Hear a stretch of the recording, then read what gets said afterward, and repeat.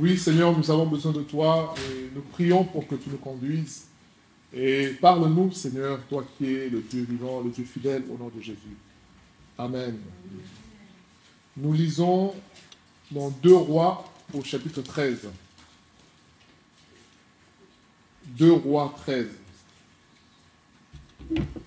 2 Rois 13.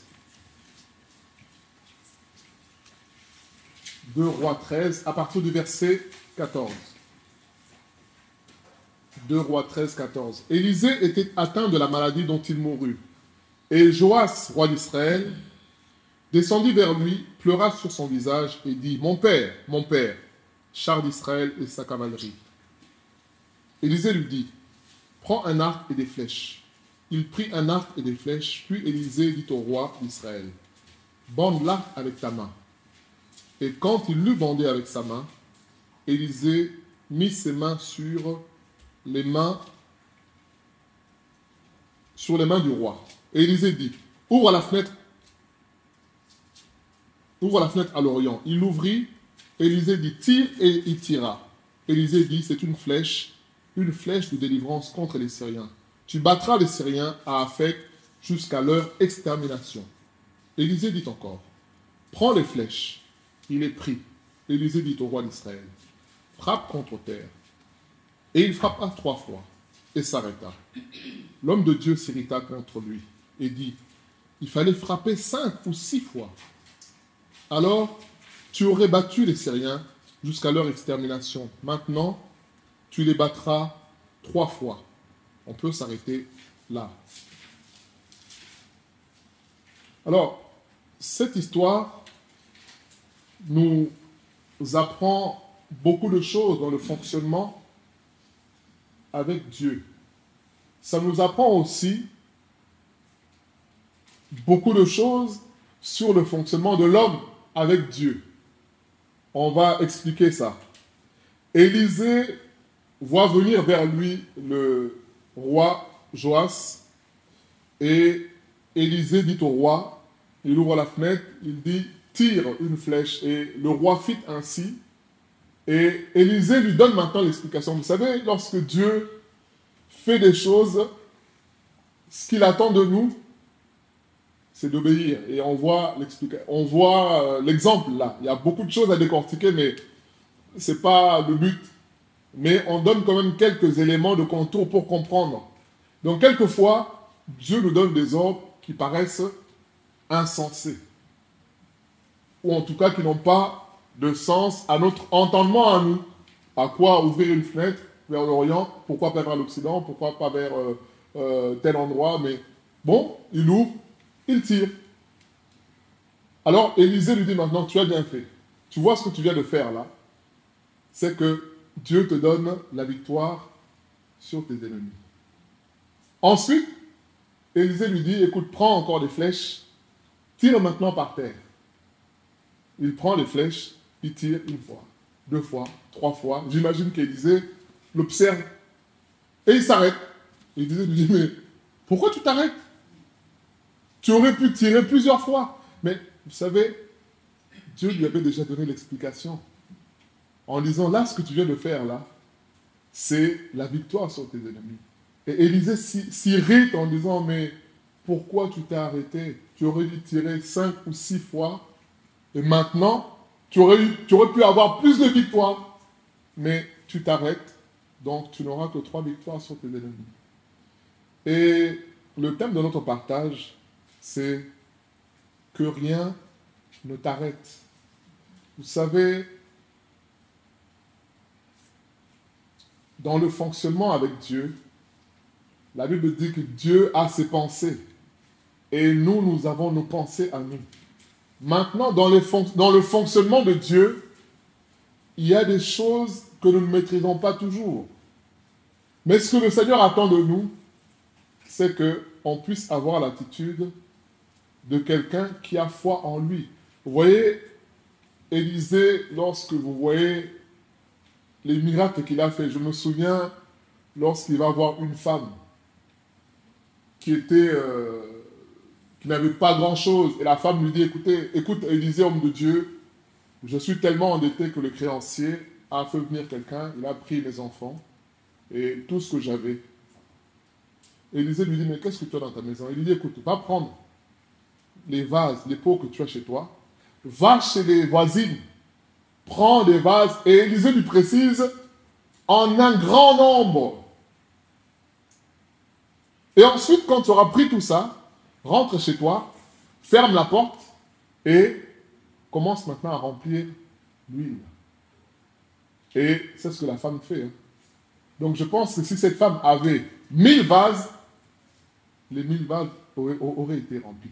Ça nous apprend quelque chose sur le fonctionnement de Dieu. Dieu est infini. Dieu est illimité. Que rien ne t'arrête, on doit comprendre que nous, on ne doit pas limiter Dieu par nos raisonnements et nos capacités à nous. On ne doit pas limiter le Seigneur. Puisqu'on estime que pour nous c'est assez, alors on pense que pour Dieu c'est assez. Non, bien-aimé. Oui, Élisée s'irrite contre le roi. Il dit, mais pourquoi toi? Parce que dans la tête du roi, vous savez, quelquefois, quand tu demandes quelque chose à quelqu'un, frère, tu peux me prêter ta voiture? Il te prête. Le lendemain, est-ce que tu peux me prêter le badge, le péage avec... Vous savez, il y a quelque chose dans notre pensée qui nous dit, là, j'abuse un peu. Vous voyez un peu dans notre raisonnement, on dit là, tu abuses. Et une troisième fois peut-être, bon, j'ai pas de carburant, est-ce que tu peux me prêter et la voiture et le carburant et le... Alors là, c'est la cerise sur le gâteau. Mais vous voyez, ça c'est nous. Mais peut-être que ce n'est pas toujours la réalité chez la personne qui le fait avec bon cœur. Même maintenant, si tant est que l'homme est limité, ce texte nous apprend que Dieu est sans limite. C'est-à-dire que cet homme aurait pu tirer 20 flèches, il aurait tiré 20. Mais lui, il fait 1, 2, 3, il s'arrête. Élisée lui dit, mais oh, mais tu n'as pas compris qui est Dieu. Si tu avais compris qui est Dieu, ben, tu profites au maximum. Vous savez, quand tu vas dans un hôtel ou devant un buffet à volonté, je peux vous dire que ceux qui vont à Flunch ou je ne sais pas où, viande à, pas viande à gogo, il y avait quelque chose à Rouen où ce sont les viandes à gogo, enfin, sans limite. Je peux te dire que tu vas manger comme tu n'as jamais. Parce que tu dis là, cette occasion-là, bah, je ne l'ai pas toujours. Et ben, tu vas profiter au maximum. Mais vous voyez, cette conception-là, c'est ça qu'on doit avoir avec Dieu. Dieu n'est pas limité. Dieu est sans limite. Et nous, quelquefois, on limite le Seigneur. Et quelle est la conséquence de cela? C'est que, premier point, on est limité dans nos prières aussi. Puisqu'on a limité Dieu, on limite aussi nos prières. Puisqu'on a limité Dieu, il y a des prières qu'on va faire. Il y a des prières qu'on ne fera pas parce qu'on se dit, oh, je ne vais pas prier pour ça. Mais vous voyez, dans la conception humaine, tu veux une chemise, bon, tu vas, tu retires sur ton compte ou tu prends ta carte, sans contact, tu payes la chemise. Mais si tu veux une maison, là, tu vas prier avec madame, Seigneur, fais ta volonté. Vous voyez que nous sommes dans une conception humaine. Or, aussi bien pour la chemise que pour la maison, on doit faire appel à Dieu. Mais nous, on limite Dieu puisqu'on se dit, en français, on dit petit problème, petits enfants, petit problème, grands enfants, grand problème. Ou alors, là, l'autre expression qui dit, au mot, les grands moyens, puisqu'on se dit que, puisque la situation est importante, alors on va jeûner. On va faire 2 jours à sec. Oh, mais vous voyez, c'est la religion. Puisqu'on doit acheter la maison, le dossier passe en commission à la banque pour voir si le prêt va passer ou pas. Ah, on va jeûner, frère. Et pour aller faire un déplacement, Rouen-Paris, on se dit, oh, il suffit de mettre le plein et puis avoir le péage et puis on y va. Hein. La prière, parfois, c'est une formalité. Seigneur, protège-nous. Mais, bien aimé, le Seigneur nous apprend aujourd'hui par ce texte que aussi bien les petites choses que les grandes, on doit intéresser Dieu.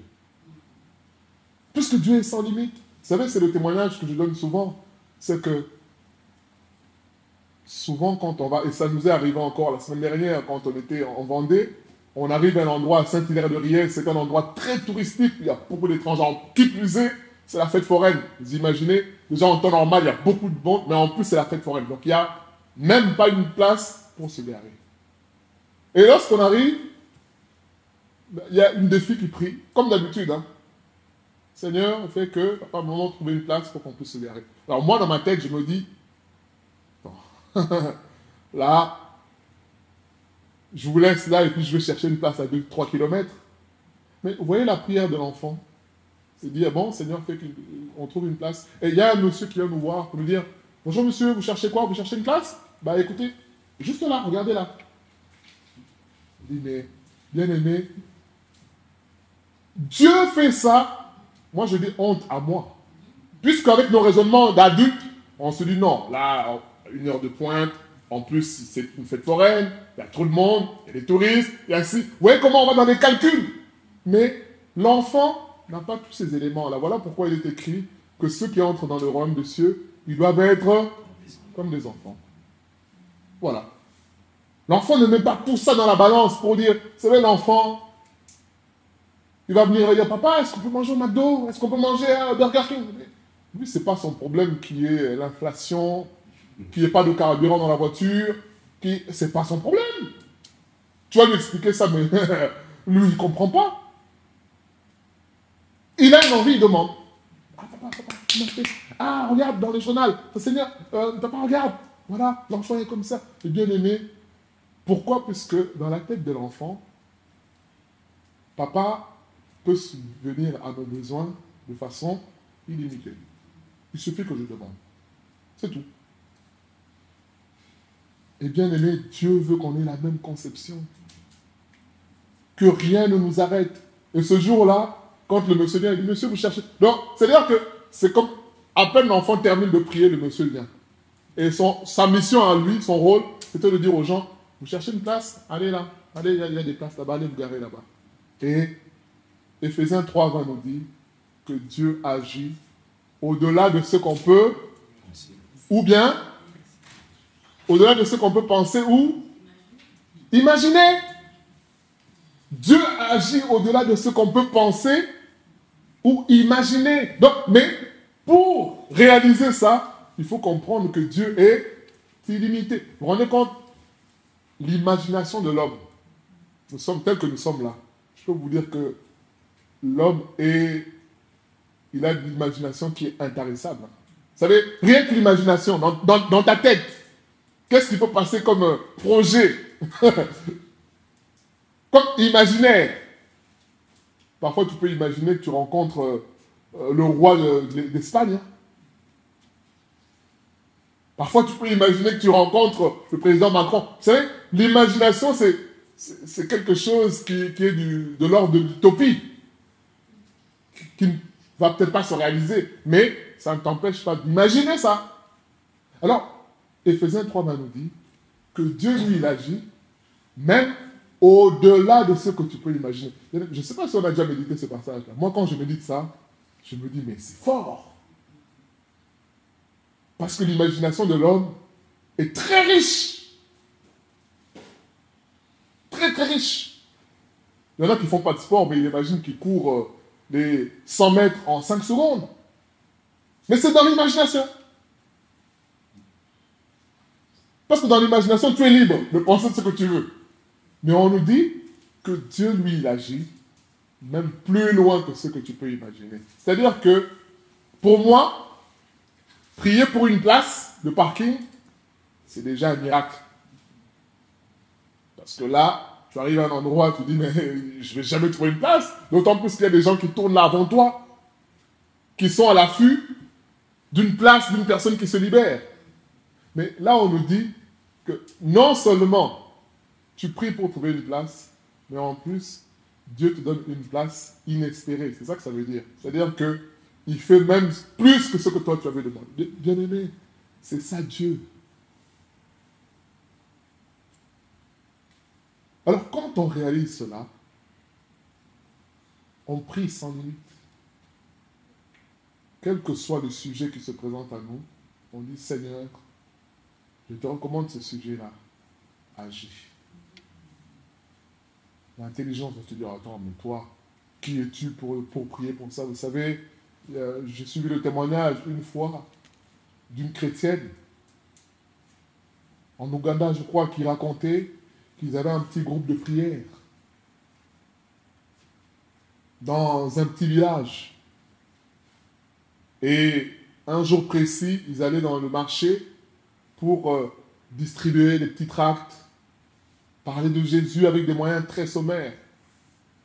Alors, ils ont à cœur, le groupe, de prier pour le président et pour les parlementaires, pour un peu comme l'Assemblée nationale, ici.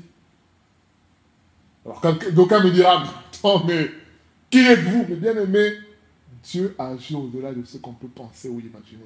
Alors, ils sont mis à prier pendant un moment pour le président, les ministres, le gouvernement, les parlementaires.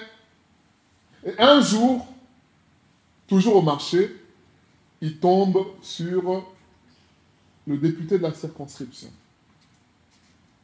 Au marché, ils discutent avec le député, ils lui parlent de Jésus, et ils lui disent, bah tiens, nous on aimerait bien venir à l'Assemblée nationale pour parler de Jésus. Ah, le député dit, pourquoi pas? C'est la maison du peuple. Donc je prends votre requête et puis on verra si c'est accepté, si les députés sont intéressés. Et vous savez quoi? Cette femme-là, et avec les hommes qui l'ont entouré, ils sont allés, ils ont parlé de Jésus. Et vous savez, ces gens-là, ils viennent d'un petit village. Et on se dit, mais qui suis-je, moi? Mais oui, qui es-tu? Tu n'es rien du tout. Mais tu sers un Dieu tout-puissant. C'est ça, bien-aimé. C'est ce que le psalmiste dit. Hein? Dieu nous a tirés de la poussière pour nous faire asseoir avec les grands. Bien-aimé, Dieu est Dieu. Mephibosheth, qui connaît l'histoire de Mephibosheth? Perclus les deux pieds. Fils de Jonathan. Jonathan, ami de David. Un jour, David accède au trône. Il dit, mais allez chercher Mephibosheth. On va lui dire, viens, le roi t'appelle. Il dit, mais moi, perclus les deux pieds. Donc, il était handicapé. Dans mon état là, le roi, il dit, oui, oui, viens, tu vas manger. Et quand il arrive, David lui dit, écoute, je m'étais engagé auprès de Jonathan de ne pas oublier la famille de Saül. Pourtant, Saül voulait du mal à David. Hein. Mais David dit à Mephibosheth, allez, viens, maintenant tu mangeras tous les jours avec moi à table. Bien aimé, c'est ça Dieu. Et cette femme-là, avec son groupe, elle dit, mais vous voyez, lorsqu'on a eu ça à cœur, de prier, il y a des gens qui se moquaient de nous. Il y a toujours des chrétiens qui sont là pour dire, vous là, vous êtes là. Il y a des assemblées qui sont à la capitale, qui prient, qui ont des moyens, ils n'arrivent pas. Et vous, bien aimés, soyons libérés de ça. Le thème, c'est que rien ne t'arrête. Que rien ne t'arrête. Tu as ça à cœur, prie. Oui, mais est-ce que... non, mais qui t'empêche de prier? Peut-être que tu ne vas pas prier sur la place publique, mais le Seigneur a dit quoi? Quand tu veux prier, fais quoi? Va dans ta chambre,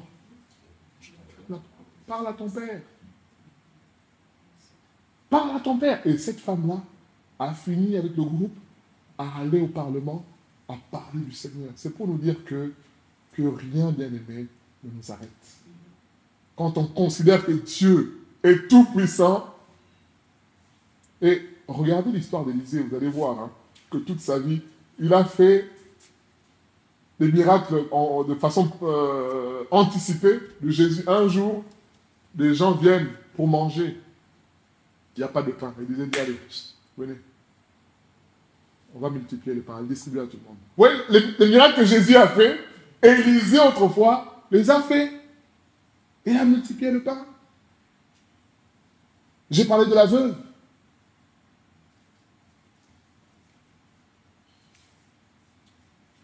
C'est ça, bien-aimé. Quand on considère qui est Dieu. Alors, Élisée s'irrite devant cet homme en disant, oh, mais pourquoi tu t'es arrêté? Et c'est ce que le Seigneur nous dit aussi. Vous savez, quelquefois, on prie pour une situation et quand ça dure, on arrête. Mais bien aimé, tant que le Seigneur ne t'a rien dit, vous savez, si Dieu veut que tu arrêtes, il te dira d'arrêter. Et même s'il te dit de t'arrêter, c'est parce que lui, il a ses raisons à lui. Et tant qu'il ne t'a rien dit, continue. Vous savez, il y a beaucoup de paraboles que le Seigneur nous raconte par rapport à ça. Il nous parle de Luc 18, la femme qui a affaire au juge inique. Il dit qu'il faut prier sans se relâcher, avec persévérance. Il faut prier sans se relâcher. Tant que le Seigneur ne t'a pas dit stop, eh ben, tu continues. Le Seigneur nous raconte l'histoire d'un homme qui va voir son camarade pour lui dire, écoute, mon ami, il frappe à la porte. Oui, mais il est tard. Il dit, mais écoute, c'est vrai qu'il est tard, mais là, j'ai des invités chez moi. Est-ce que tu peux me donner du pain pour mes invités? Il dit, non, non, non, là, tout le monde dort chez moi, je ne veux pas déranger ma famille. Il dit, je sais bien, mais là, je sais que tu as du pain chez moi. Tu ne peux pas me laisser comme ça. Alors on nous dit quoi?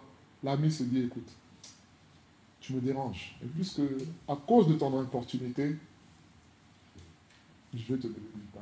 En fait, l'enseignement, c'est pour nous dire quoi? Que le Seigneur possède tout.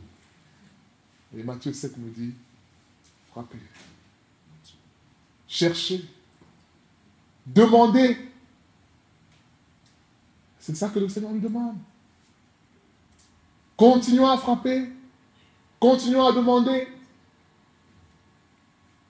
Et quand le Seigneur voudra nous dire stop, bien aimé, il nous dira stop, bien aimé. Vous savez, j'ai l'exemple en tête de Paul qui nous dit quoi? Il nous dit, à 3 reprises, j'ai prié le Seigneur par rapport à l'écharpe. Et qu'est-ce que le Seigneur m'a dit? Ma grâce te suffit. Alors j'imagine que quand Paul dit 3 fois je priais, je pense que ce n'est pas 1, 2, 3, non. Je pense qu'il a prié autant qu'il a été inspiré à prier.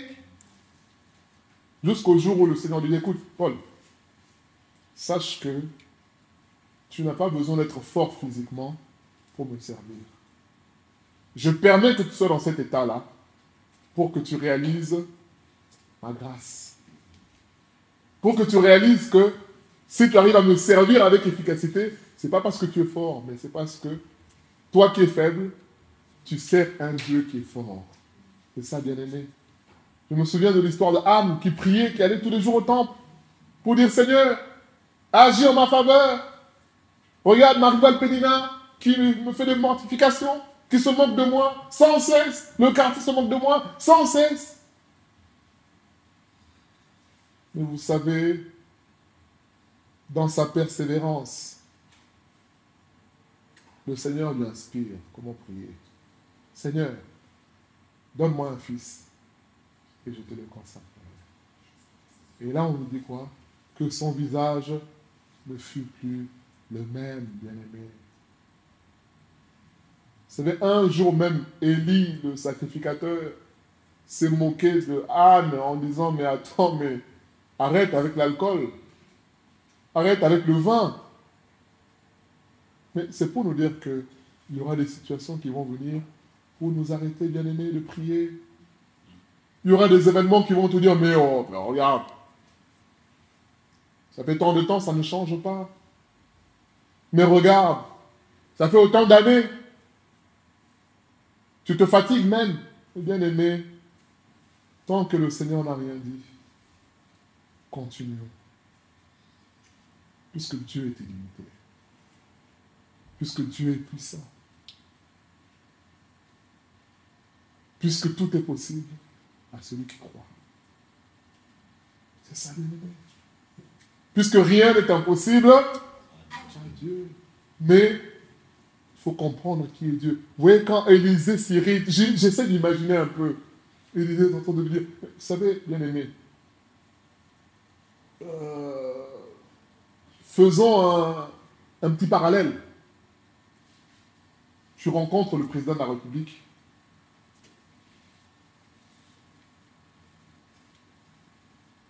Et lors de ta rencontre avec le président, tu dis, Monsieur le Président, j'aimerais,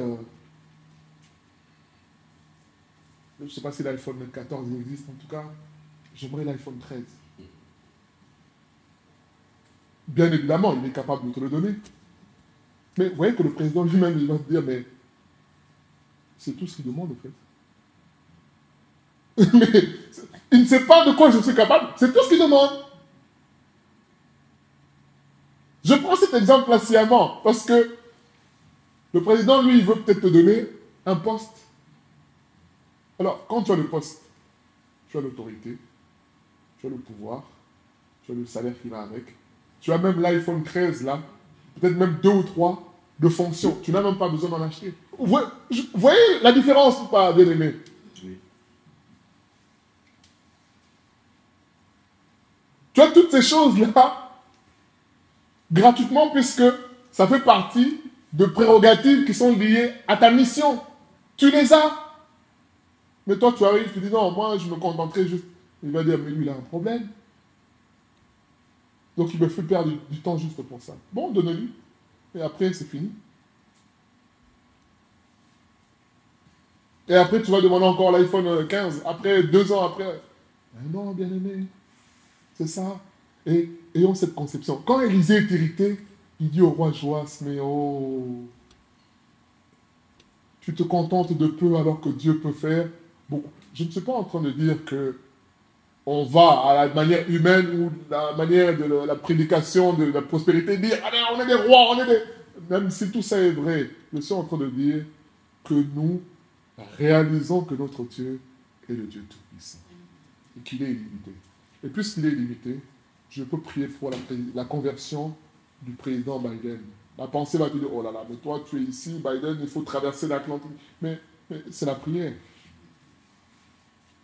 La prière est illimitée. Tout à l'heure, on parlait dans la voiture de Néhémie, qui voulait retourner chez lui voir ses frères parce qu'il entend que ses frères qui sont restés en captivité souffrent.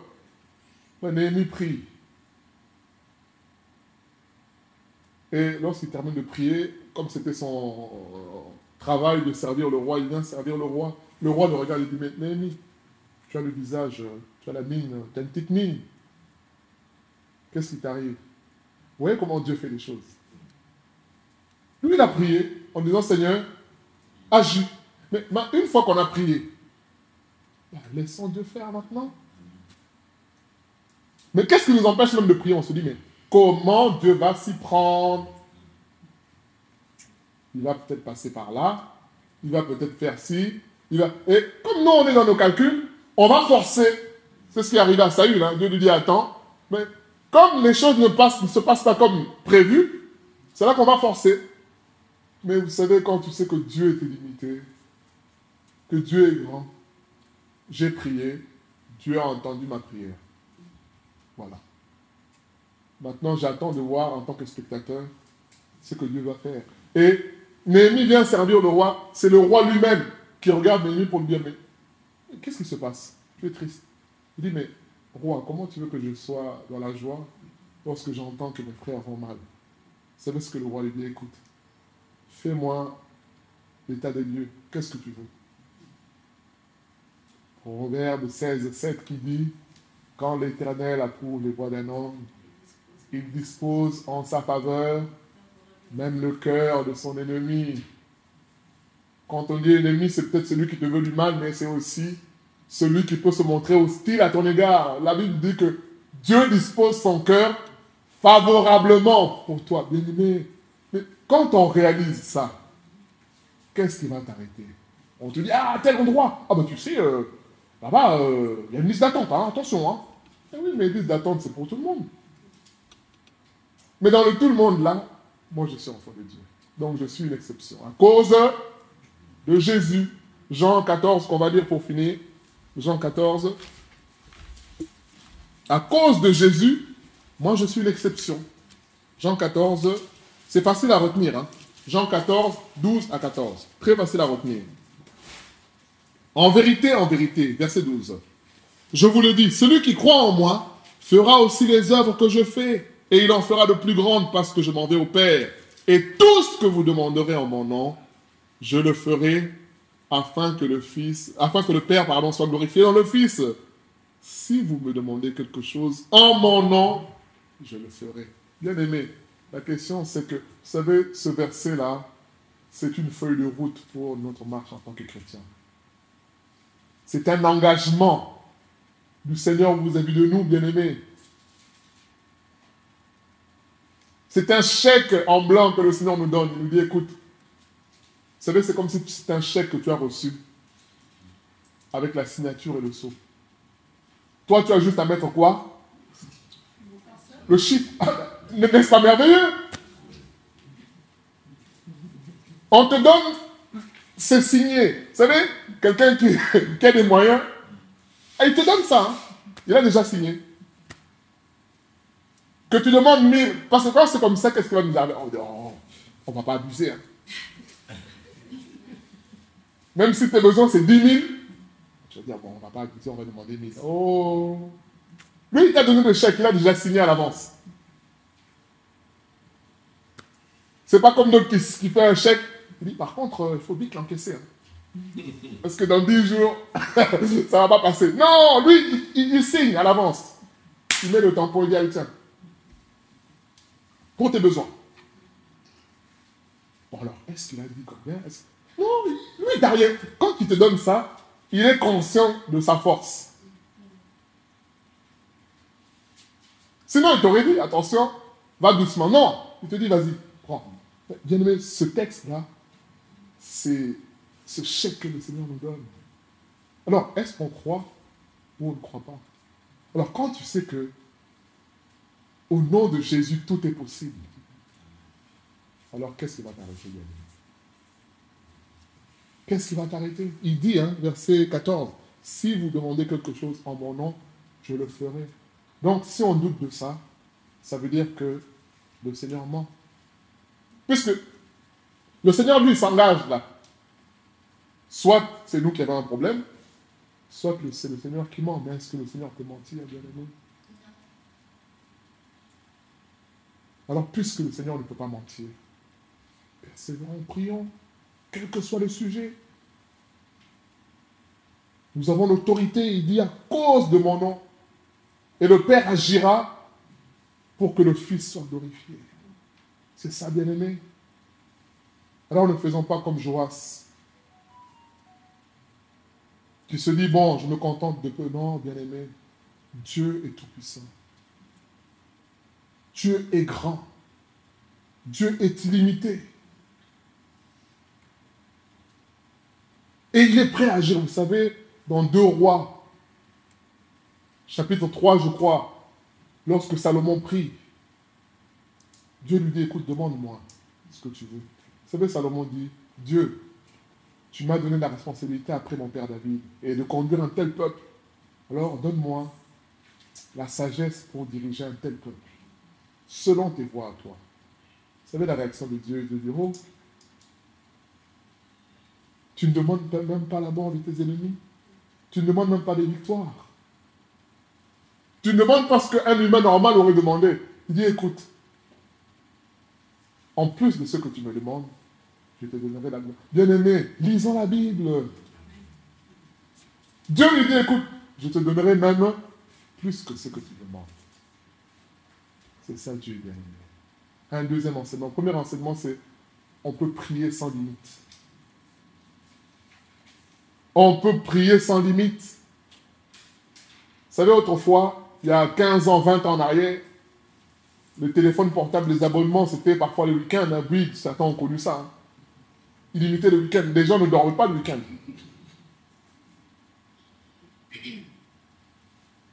Mais aujourd'hui, tu as illimité.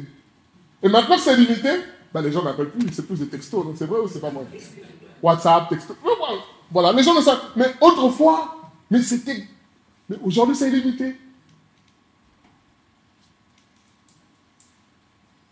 Mais maintenant que c'est limité, on nous voit même, bon, un petit texto, ça suffit. Pourtant, tu peux parler pendant 3 heures non-stop.